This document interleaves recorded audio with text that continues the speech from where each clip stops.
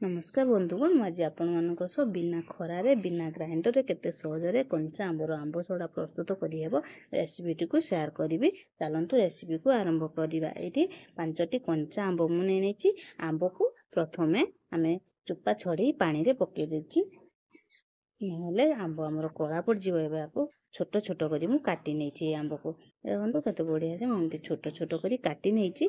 एवं गैस रे कड़े बसई देछि कड़े रे आमे देदेबा गुटे गिना पानी पानी फुटीगला स्वाद अनुसार ये लुण दे भल भाव में मिसई दे जो आंब को काटिक रखी आपको दे लो फ्लेम रे आपको 5 मिनिट आंब को बहुत बढ़िया से सिझे नवा।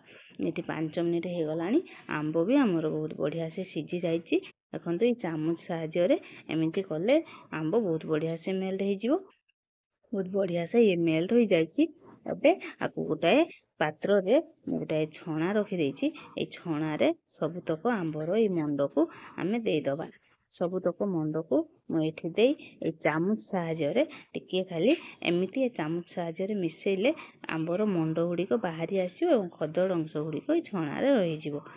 बंधुगण आज रेसिपीटी आपण जदि पसंद आसे ताले प्लीज मो चैनल को लाइक शेयर एवं सब्सक्राइब करी मो साथी रे थिबे ताले मोर नुआ नुआ वीडियो आपण मानक पाखरे सर्वप्रथमे पहुँची जो। एठी सबुतक आंब को मु एमती छाणी नेछि आंबर खदड़ अंश गुड़िक बाहर जाइछि मंड गुड़िक बाहर जाइछि। एबे गैस रे कढ़ई बसई देछि गिना रे आमे आको मापिकिरी नबा 1.5 गिना आमर ए मंड गुड़िक होइछि।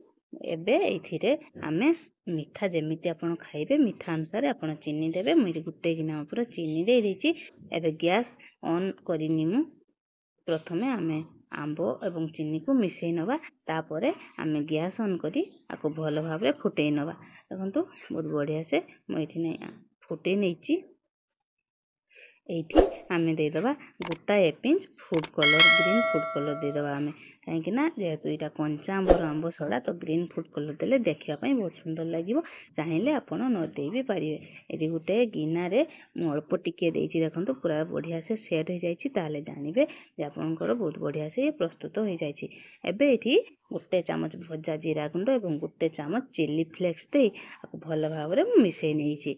ये गोटे थाली रे तेल लगे नहीं आगु तो सबुतक ये मंड गुड़िक दे आमे आपको बढ़िया से एमती सेट कर नवा। आपको चामच साहाय्य सेट कर नवा। आमे मेरी चामच साहाय्य बहुत बढ़िया से सेट कर नहीं। आपको खरारे देवाक रही तो आपको आमे फैन रे 2 दिन रखीदेवा ताहले बहुत बढ़िया से सेट हो।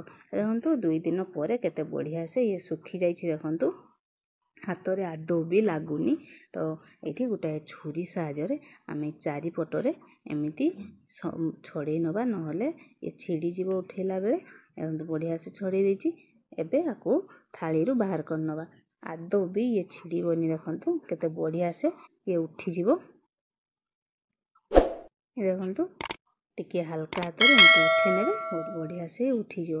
देखंतु केते सुंदर देखा जाउछि हमरो ए आंब सड़ा हाथर पापुली पूरा पूरी देखा जाउछि केते पतला ये बनी जे। देखंतु एबे आमे आकु काटी नेबा।